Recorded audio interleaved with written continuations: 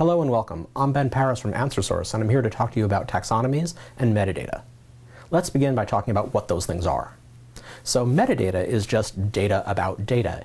It's information about the kind of assets that you might have, whether they're assessment questions or lessons or animations or other kinds of media objects. So think about what kind of information you would want to store about the assets that you have. Now, a taxonomy is a kind of hierarchical representation of your content. A lot of times people organize stuff by subject matter, say different kinds of topics, sometimes by chapter or subchapters or things like that. And a taxonomy describes where something is in that kind of hierarchy. Now, that's what these things are. But what are they really used for? Let's think about that. Data is really useful if it's used. If you're just storing information, then what's the point? And metadata can be used for a variety of purposes that can improve the educational experience. One way that it gets used is in content search.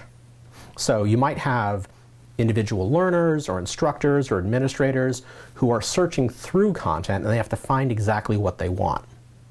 And so they might want to find a lesson that would help them, a useful video, a really hard challenge assessment or something like that.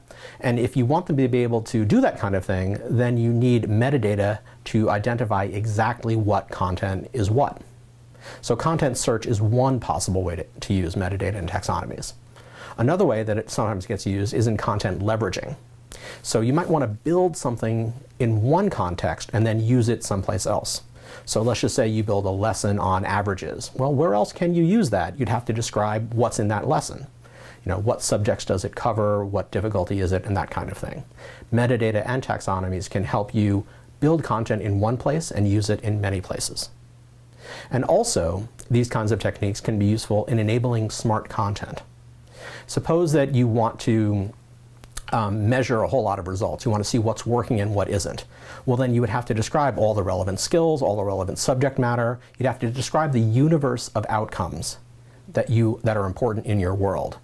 And that means a connection to metadata and taxonomies. You're describing the universe and then figuring out what is working and what isn't. So these are just some of the ways that taxonomy and metadata can be helpful to you.